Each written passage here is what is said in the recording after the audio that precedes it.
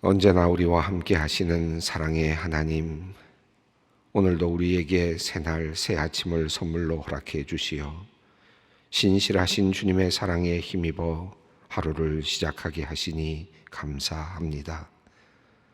오늘이 우리에게는 새날이고 희망의 날이며 선물이지만 어떤 이들에게는 힘들고 어려운 시간의 연장일 뿐입니다. 동해안 삼척 지역의 산불은 벌써 8일째 계속되고 있고 수많은 사람들이 화재를 진압하느라 고생하고 있습니다. 화마가 지나간 자리에서 망연자실 눈물을 흘리고 있을 이재민을 생각하며 기도합니다. 살 길이 막막하여서 두려움 속에서 울고 있는 사람들을 주님께서 그 마음을 먼저 단단히 붙잡아 주시기를 기도합니다. 돕는 사람들을 보내어 주시고 다시 삶에 대한 소망을 갖게 하여 주시옵소서.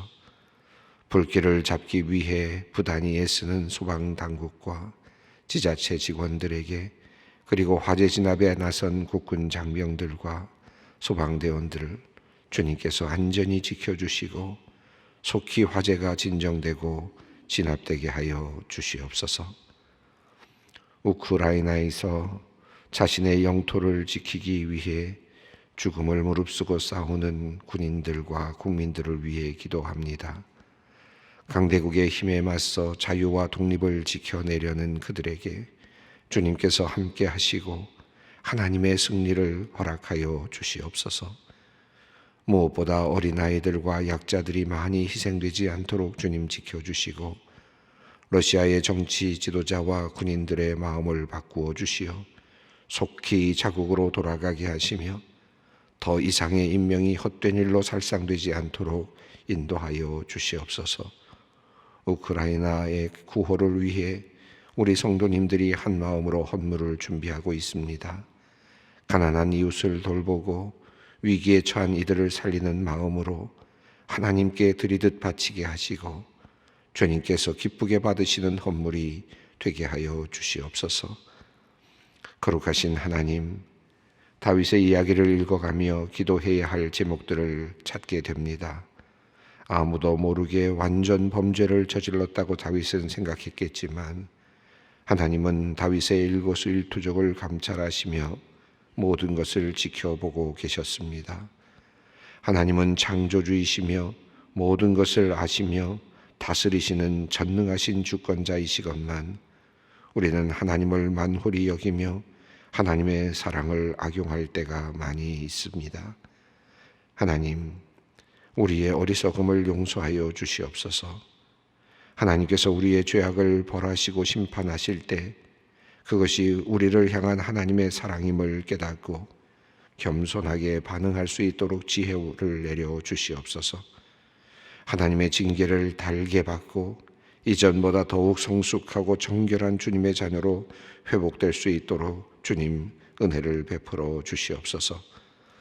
우리에게 하나님의 뜻을 분별할 수 있는 영적인 눈을 허락하여 주시기를 원합니다. 하나님께서 허락하시는 것은 끝까지 열심히 간구하게 하시되 하나님이 허락하지 아니하시는 것은 욕심을 내려놓고 주님의 뜻에 순종할 수 있도록 믿음을 더하여 주시옵소서. 우리의 기도가 자신의 욕심만을 채우려는 그러한 기도가 되지 않게 하시고 하나님의 마음에 우리의 마음을 합치시키는 참된 기도 되게 하여 주시옵소서. 하나님 아버지, 어제는 앞으로 5년 동안 대한민국을 이끌어 나갈 새로운 대통령 당선자가 탄생하였습니다. 이제 이 나라와 민족을 위하여 기도합니다. 새로운 대통령 당선자에게 하나님의 큰 은혜를 내려 주시옵소서. 이제 과거의 아픈 상처는 주님의 사랑의 능력으로 치유하여 주시고 모든 국민이 한 마음이 되어 다가올 미래를 지혜롭게 준비하며 맞이할 수 있게 하여 주시옵소서. 이제 이 나라에 언제나 공명정대하게 자신의 맡은 임무를 성실하게 감당하며 법과 양심에 따라 최선을 다해 국민을 섬기는 훌륭한 지도자들이 많이 배출되게 하여 주시옵소서. 사회의 각계각층의 하나님을 두려워하고 예수 그리스도를 믿는 그리스도인들이 진출할 수 있도록 길을 열어 주시옵소서. 정부기관 모든 조직의 근간마다 주님의 정신, 사랑과 공의와 공의의 정신이 스며들어 정말 효과적으로 모든 나라의 살림이 작동할 수 있도록 주님 역사하여 주시옵소서. 오늘 실버선교회 금요 예배를 개강합니다. 샬롬부와 갈렙부가 예배로 모일 때 하나님 함께하여 주시옵소서. 하나님의 은혜 가운데 풍성히 거하게 하시고 서로 사랑하며 교제하는 공동체의 아름다움을 경험케 하여 주시옵소서. 오늘 또한 여전도의 연합회가 있습니다. 예배와 각 여전도의 모임 가운데 기쁨 넘치게 하여 주시옵소서. 교회 안팎에서 봉사와 선교의 사명을 감당하는 여전도의 회원들에게 지혜와 힘을 더하시고 섬기는 곳곳마다 하나님의 아름다운 역사로 충만케 하여 주시옵소서. 하나님, 황반변성으로 힘겨운 시간을 보내는 권사님을 위해 기도합니다. 계속 진행되고 있어 눈동자까지 확대될 수 있다는 의사소견의 마음이 철렁했습니다. 하지만 그래도 치료 가능한 습성으로 결과가 나와 감사한 마음입니다. 지난날 항암 치료에도 함께 하셨던 하나님, 그 하나님께서 이번에도 함께하여 주실 것을 굳게 믿으며 기도합니다. 오늘 정밀 검사 이후에 그 결과에 적합한 치료가 이어질 수 있도록 주님께서 의료진에게 지혜를 주시고 마음과 생각을 인도하여 주시옵소서. 폐암으로 항암 치료를 받던 중에 코로나19에 걸린 권사님이 있습니다. 코로나19에 감염된 뒤 폐혈증이 동반되어 위급한 상황이 되었습니다. 산소 호흡기에 의지하여 호흡하고 있어 면회가 금지된 상태에서 전화 통화도 대화하기도 어려운 상태에 있습니다. 주님, 홀로 있는 권사님을 위해 애타게 부르짖는 가족과 믿음의 동역자들의 기도를 들어주시옵소서. 주님께서 그들의 기도에 응답하여 주시기를 기도합니다. 교회 곳곳에서 헌신한 날들을 주님 기억하여 주시고 은혜를 베풀어 주시기를 간구합니다. 치료하시는 하나님을 믿음으로 고백합니다. 산소 포화도가 정상화되고 산소 호흡기 없이도 호흡할 수 있도록 폐의 기능을 속히 회복시켜 주시옵소서. 이제 하나님의 말씀을 듣습니다. 주님, 이 시간 말씀 듣는 모든 이들에게 지혜와 계시의 성신을 허락하여 주시어 주님의 마음 알고 주님을 더욱 깊이 만나는 은혜의 시간이 되게 하여 주시옵소서. 예수님의 이름으로 기도드리옵나이다. 아멘. 오늘 주시는 말씀은 사무엘하 12장 15절로 31절까지 말씀입니다. 사무엘하 12장 15절로 31절까지 말씀 함께 봉독하겠습니다. 우리아의 아내가 다윗에게 낳은 아이를 여호와께서 치심에 심히 앓는지라. 다윗이 그 아이를 위하여 하나님께 간구하되 다윗이 금식하고 안에 들어가서 밤새도록 땅에 엎드렸으니 그 집의 늙은 자들이 그 곁에 서서 다윗을 땅에서 일으키려 하되 왕이 듣지 아니하고 그들과 더불어 먹지도 아니하더라. 이래 만에 그 아이가 죽으니라. 그러나 다윗의 신하들이 아이가 죽은 것을 왕에게 아뢰기를 두려워하니 이는 그들이 말하기를 아이가 살았을 때에 우리가 그에게 말하여도 왕이 그 말을 듣지 아니하셨나니 어떻게 그 아이가 죽은 것을 그에게 아뢰할 수 있으랴. 왕이 상심하시리로다 함이라. 다윗이 그 신하들이 서로 수긴거리는 것을 보고 그 아이가 죽은 줄을 다윗이 깨닫고 그의 신하들에게 묻되 아이가 죽었느냐 하니 대답하되 죽었나이다 하는지라. 다윗이 땅에서 일어나 몸을 씻고 기름을 바르고 의복을 갈아입고 여호와의 전에 들어가서 경배하고 왕궁으로 돌아와 명령하여 음식을 그 앞에 차리게 하고 먹은지라. 그의 신하들이 그에게 이르되 아이가 살아있을 때에는 그를 위하여 금식하고 우시더니 죽은 후에는 일어나서 잡수시니 이 일이 어찌 됨이니까 하니 이르되 아이가 살았을 때에 내가 금식하고 운 것은 혹시 여호와께서 나를 불쌍히 여기사 아이를 살려주실지인지 누가 알까 생각함이거니와 지금은 죽었으니 내가 어찌 금식하라 내가 다시 돌아오게 할 수 있느냐. 그는 내게로 돌아오지 아니하리라 하니라. 다윗이 그의 아내 밧세바를 위로하고 그에게 들어가 그와 동침하였더니 그가 아들을 낳음에 그의 이름을 솔로몬이라 하니라. 여호와께서 그를 사랑하사 선지자 나단을 보내 그의 이름을 여디디아라 하시니 이는 여호와께서 사랑하셨기 때문이더라. 요압이 암몬 자손의 랍바를 쳐서 그 왕성을 점령하매 요압이 전령을 다윗에게 보내 이르되 내가 랍바 곧 물들의 성읍을 쳐서 점령하였으니 이제 왕은 그 백성의 남은 군사를 모아 그 성에 맞서 진치고 이 성읍을 쳐서 점령하소서. 내가 이 성읍을 점령하면 이 성읍이 내 이름으로 일컬음을 받을까 두려워하나이다 하니 다윗이 모든 군사를 모아 랍바로 가서 그것을 쳐서 점령하고 그 왕의 머리에 보석 박힌 왕관을 가져오니 그 중량이 금 한 달란트라. 다윗이 자기의 머리에 쓰니라. 다윗이 또 그 성읍에서 노략한 물건을 무수히 내오고 그 안에 있는 백성들을 끌어내어 톱질과 서래질과 철도끼질과 벽돌구이를 그들에게 하게 하니라. 암몬 자손의 모든 성읍을 이같이 하고 다윗과 모든 백성이 예루살렘으로 돌아가니라. 아멘. 나단 선지자를 통해서 하나님께서 다윗에게 분명하게 경고의 말씀을 하셨고 책망을 하셨습니다. 다윗은 그 내용을 듣고 자기 자신이 죄인임을 깨달았습니다. 자기 자신의 죄를 분명하게 고백을 했습니다. 성경에는 아주 짧게 묘사가 되어 있지만 시편 51편을 우리가 읽어보면 그의 마음을 우리가 충분히 느낄 수 있을 것입니다.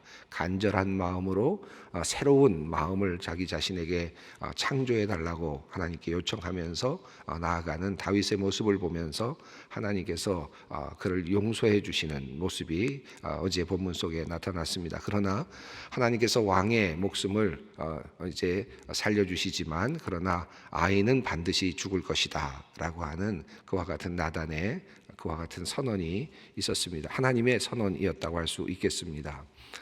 우리가 어떤 죄를 지었을 때, 잘못했을 때 이렇게 회개하며 또 나아갈 때 하나님께서 용서를 해주시는 모습을 보게 되는데, 여기서 회개와 용서라고 하는 주제가 오늘 본문에도 그렇고 또 계속해서 다윗의 이야기 속에서 특별히 이 사건 속에서 아주 잘 드러나고 있다고 생각합니다.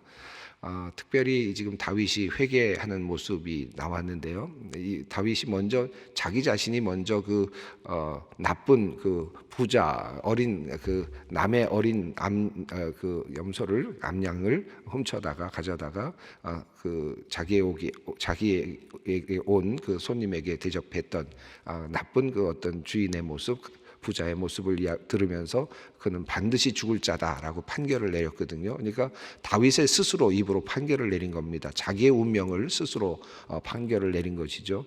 그러니까 왕이 죽어야 되는 것이죠. 다윗이 스스로 그것을 판결했기 때문에 그는 죽어야 되고 또 더 나아가서 4배나 갚아야 된다라고 그렇게 이야기를 했지만 하나님께 나와서 죄의 용서를 구하는 다윗을 보시면서 하나님께서 그의 목숨을 살려주시고 용서해 주시는 그런 장면이 나왔습니다. 우리가 그 잘못했을 때 하나님 앞에서 무엇인가 회개하는 그런 일들을 하게 되는데, 이 회개하게 될 때 하나님께서 용서해 주시는 그런 이제 내용이 나오죠. 그러나 그 용서가 우리가 모든 것이 다 면제되는 것은 아니라는 사실을 알게 됩니다. 여기서 지금 우리가 볼 수 있는 것처럼 다윗의 생명까지는 살려주셨지만 그러나 거기에 대한 분명한 보상, 다시 말하면 거기 대가는 치러야만 했습니다. 하나님께서 아이가 태어나지만 그 아이는 죽을 것이다. 이 아이는 누구 때문에 죽는 겁니까? 누구의 죄 때문에? 이 아이가 무슨 죄가 있습니까? 그런데 그 부모의 죄 때문에, 아버지의 그 잘못 때문에 그 아이가 죽게 될 것이다라고 하는 그 형벌이 주어졌습니다. 또 나중에 보면 다윗에게 전해졌던 나단의 그 형벌이 있었죠. 첫 번째로는 칼들이 당신의 집에서 계속될 것이다. 그래서 형제들 간에 계속되는 전쟁 이 계속될 것이다 등, 또 아버지가 아들에게 의해서 쫓겨다니는 반역과 이런 경험들을 해야 되는, 또 한 걸음 더 나아가서 자신의 아내들이 수치를 당하는, 다른 사람들에게 수치를 당하는, 모욕을 당하는 그와 같은 일들이 있을 것이다라고 했는데, 그와 같은 일들은 나중에 결국은 다윗이 경험하게 됩니다. 그러니까 용서를 받았다는 것이 내가 받을 수 있는 모든 인과적인 모든 어떤 형벌이라 그럴까, 그 모든 결과물들이 다 면제되고 깨끗하게 없어진다기보다는 하나님과의 관계성 속에서 하나님께서 나의 생명을 살려주시고 나에게 또 다시 한번 기회를 주신다는 의미에서 용서, 분명하지만 그러나 우리가 그 안에서 생겨났던 인과적인 문제들, 이 문제들은 결국은 우리가 풀어야 되는 그런 무거운 짐이기도 합니다. 그렇기 때문에 우리가 죄를 지어서는 안 된다는 것이죠. 이게 죄를 짓고 그러니까 죄를 졌지만 하나님께 나가서 용서 구하면 다 된다. 그게 아니라는 말씀이죠. 우리가 속건제의 경우도 우리가 살펴보았습니다만 속죄죄와 속건제의 경우도 그렇습니다. 속건제 같은 경우에 어떤 사람에게 피해를 입혔을 때에도 하나님께서 그를 용서해 주시는 속건제사를 드리지만, 용서받는 속건제사를 드리지만, 그러나 내가 그 훔쳐왔던 것이나 이런 것들은 갚아야 되고 또 5분의 1을 더하여 갚아야 된다. 이게 제사의 정신이죠. 그러니까 내가 그것으로 인해서 일어난 모든 인과적인 문제들, 인과적인 어떤 여러 가지 결과물들은 내가 짐을 져야 되는 그런 문제들이 있습니다. 우리가 하나님의 용서함을 받는다라고 하는 것이 어떤 것인가를 조금 더 깊이 생각해 볼 필요가 있는 이 부분이라고 생각합니다. 자, 그래서 이제 다윗은 이제 아이를 낳은 다음에 하나님께서 그 아이를 치시는 모습을 스스로 보아야만 했습니다. 15절 하반부를 함께 읽겠습니다. 우리아의 아내가 다윗에게 낳은 아이를 여호와께서 치심에 심히 앓는지라. 아이가 알았습니다. 그런데 7일 동안 알았다는 것을 알 수 있는데 18절에 보면 17일 동안 힘겹게 알았고 이 아버지가 되는 다윗은 물론 왕자가 많았겠지만 그럼에도 불구하고 이만큼 아이를 왜 사랑하는가, 이 정도까지 사랑하는가 싶을 정도로 하나님께 나아가서 금식하면서 밤새도록 엎드리면서 7일 동안 그가 기도하면서 하나님께 울부짖었다라고 하는 그런 내용입니다. 그를 일으키고 싶어 했지만 신하들이 일어나지 않았고 하나님 앞에서 먹지도 아니하고 하나님 앞에서 기도하며 또 하나님께 간구했다라는 것입니다. 얼마나 그가 상심을 하고 있었는지 그 18절을 보면 그 아버지가 그렇게 상심하고 있는 모습을 보는데 결국 7일 만에 아이가 죽었지만 죽었다는 이야기를 아버지에게 할 수 없을 만큼 그만큼 그렇게 심하게 하나님 앞에서 간구하고 있었다는 것이죠. 결국은 다윗이 사람들이 수군거리는 모습을 보고 아이가 죽었는지를 감지하게 되었습니다. 아이가 죽었느냐라고 물으니까 신하들이 죽었다라고 이야기를 합니다.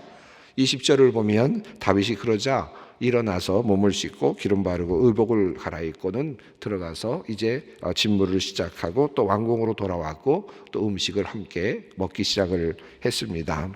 자, 이 사실을 보고 신하들이 조금 놀랐습니다. 21절을 보면 그 이후에 신하들이 이르되 아니 어떻게 아이가 살았을 때는 그를 위하여 금식하다가 그 아이가 정작 죽으니까 이렇게 그냥 모든 것들을 다 잊어버리고 쉽게 음식을 잡수십니까? 라고 그렇게 묻자 이제 다윗이 대답하는 내용이 22절, 23절에 나오죠. 22절, 23절 함께 읽겠습니다. 이르되 아이가 살았을 때 내가 금식하고 운 것은 혹시 여호와께서 나를 불쌍히 여기사 아이를 살려주실는지 누가 알까 생각함이거니와 지금은 죽었으니 내가 어찌 금식하랴 내가 다시 돌아오게 할 수 있느냐 나는 그에게로 가려니와 그는 내게로 돌아오지 아니하리라 하니라. 예, 이 말씀을 보면 굉장히 아주 실용적이다라는 생각이 들죠. 아주 실제적이다. 그렇죠. 사실은 맞습니다. 뭐 이렇게 생각할 수 있으면 얼마나 좋겠습니까? 아이가 살아 있을 때는 그래도 혹시라도 하나님께서 아이를 살려주실까 하는 기대를 가지고 열심히 하나님께 간구했지만 이미 아이가 죽었으니까 이제는 내가 더 이상 어떻게 할 수 있는 것이 없다. 그러니까 이제는 그걸 받아들이고 포기한다라는 그런 의미이겠습니다. 그러니까 우리가 보면은 굉장히 맞다, 이 참 당연한 이야기구나라는 생각이 들죠. 근데 여러분 사실은 이 이야기가 굉장히 당연한 이야기고 논리적으로 맞는 이야기인데 그러나 사실 우리들의 정서가 그렇습니까? 여러분 여러분 가족이 세상을 떠났을 때 그렇던가요? 누가 아프실 때 계속해서 하나님께 기도하다가 그리고 돌아가신 다음에는 편안하게 웃으면서 이제 음식 먹자 그렇게 하십니까? 더 이상 이제는 내가 할 일이 없으니까 논리적으로는 맞죠. 어떻습니까? 사실은 더 애곡하고 더 힘들고 또 다시 못 만날 것에 대한 슬픔이 가득하지 않습니까? 이게 인지상정 아니겠어요? 그러니까 다윗이 그러면 이런 아주 실제적인 사람이었는가? 사실은 또 그렇지 않죠. 그 앞에 있는 내용을 보면 요나단이 죽었다는 이야기를 듣고 그가 애곡하는 이야기가 나옵니다. 그러면 그때도 요나단이 죽었으니까 이제는 다 끝난 것이니까 그냥 밥 먹자 이래야 되는 건 아니겠어요? 편하게 살자. 근데 요나단 죽었을 때는 또 애곡을 하고 또 슬퍼하고 그렇게 심히 슬퍼하는 시간을, 애곡의 시간을 갖습니다. 그러면 이 아들은 어떻게 된 거냐? 도대체 이 아들은 뭐냐? 이 아들은 도대체 아이가 죽은 다음에 그냥 끊어버리는 게 도대체 이게 어떤 의미인가? 이게 조금 더 굉장히 중요하면서도 또 생각해 볼 만한 그 의미가 있다고 생각합니다. 특별히 이 본문 말씀은 그냥 한 줄로 줄여도 되는 말씀이었어요.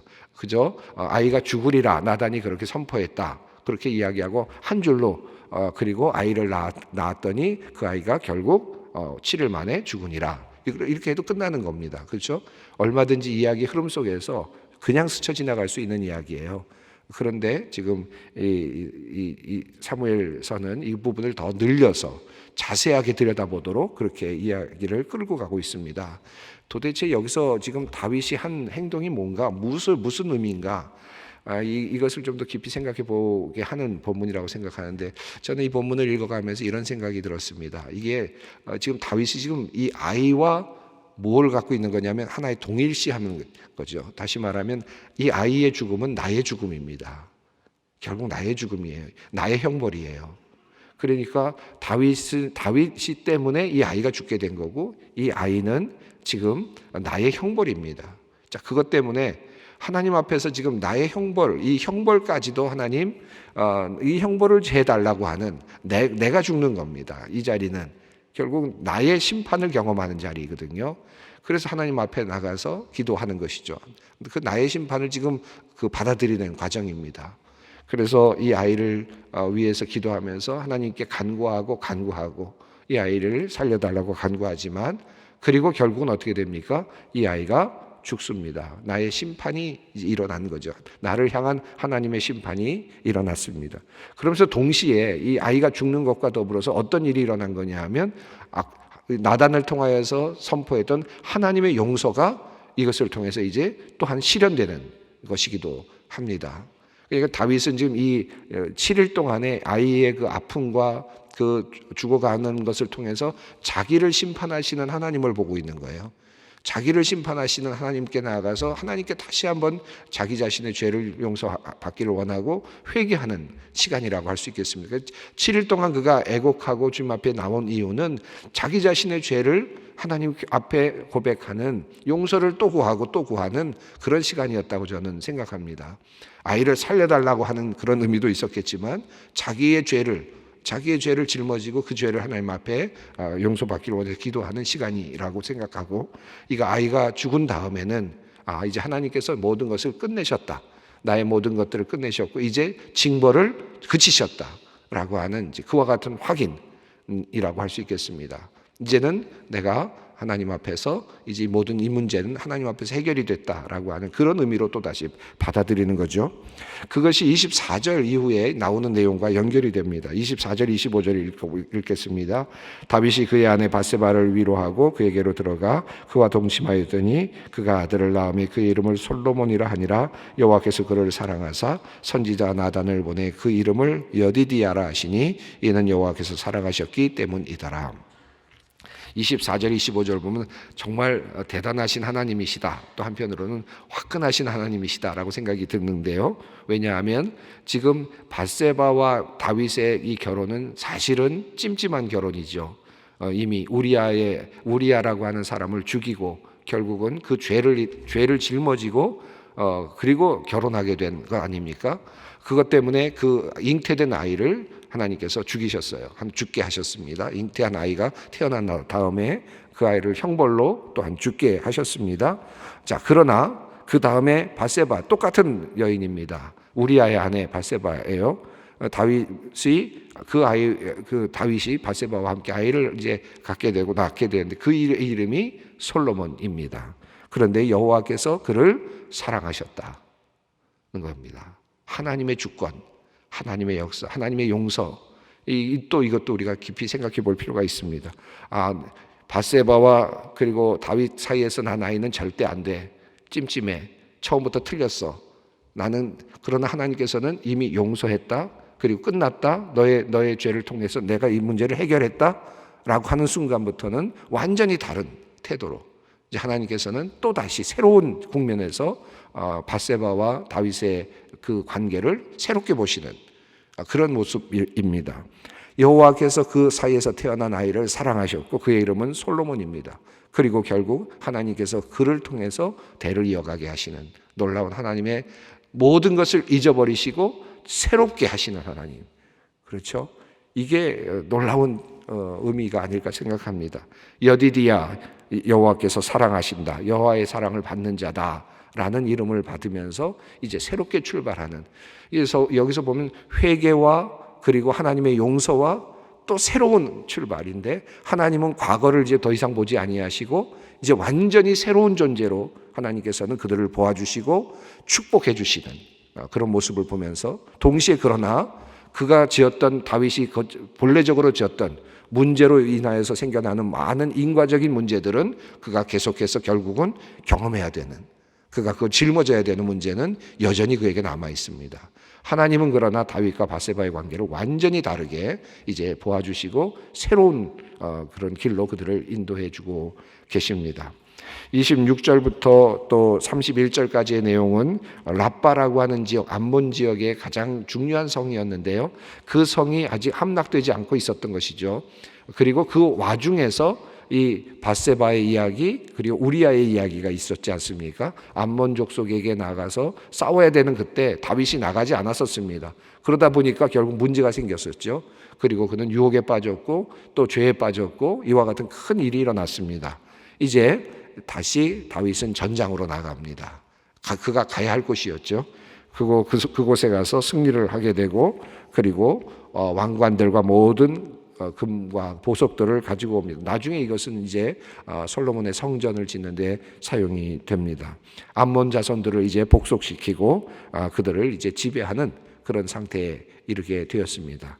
다윗은 그가 전쟁에 나갈 때 당연히 가야 될 그것을 사실은 가지 않았었다라고 할 수 있겠습니다. 그것으로 인한 또 다른 문제의 이야기가 있었다고 볼 수 있겠습니다. 그래서 암몬과의 전쟁이라고 하는 것이 하나의 괄호로 크게 이렇게 가로로 쳐있죠. 처음에 암몬과의 전쟁의 시작, 그리고 마지막 암몬과의 전쟁, 그 사이에 다윗의 밧세바를 범하는 실족과 실패의 이야기가 들어 있습니다.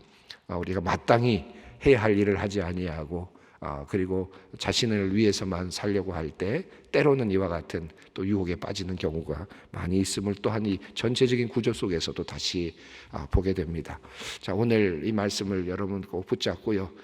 죄가 얼마나 무서운가도 깊이 한번 생각해 보시고 그 결과를 우리가 언제나 짊어져야 된다라는 생각도 늘 생각하시면서 동시에 그러나 하나님께서 용서하신 다음에는 완전히 다른 하나님께서 다른 국면으로 우리를 이끌어 가신다는 사실도 굳게 믿었으면 좋겠습니다. 시간이 가지만 한 가지 꼭 말씀드리고 싶은 것은 그러면 아이가 죽은 것은 다 심판이냐? 절대로 그렇지 않습니다. 이 어떤 아이가 죽었다든지 어떤 이런 여러 가지들을 어떤 나의 죄로 이렇게 받아들이시진 않았으면 좋겠습니다. 이것은 여러 가지 국면 중에 하나의 예로서 지금 하나님께서 다윗의 경우에는 특별히 아이를 잉태하는 과정에서 일어났던 일이었기 때문에 주셨던 하나의 큰 형벌이었다고 생각하지만 모든 것들이 이렇게 동일하게 우리가 생각해서는 결코 안 될 것입니다. 혹시라도 또 아이를 잃으신 분들이 계실 텐데 여러분들이 그것 때문에 또 너무 죄의식을 갖거나 그런 마음을 갖지는 않았으면 좋겠습니다. 기도의 자리로 나아가겠습니다. 하늘에 계신 우리 아버지의 이름을 거룩하게 하시며 아버지의 나라가 오게 하시며 아버지의 뜻이 하늘에서와 같이 땅에서도 이루어지게 하소서. 오늘 우리에게 일용할 양식을 주시고 우리가 우리에게 잘못한 사람을 용서하여 준 것 같이 우리의 죄를 용서하여 주시고 우리를 시험에 빠지지 않게 하시고 악에서 구하소서. 나라와 권능과 영광이 영원히 아버지의 것입니다. 아멘.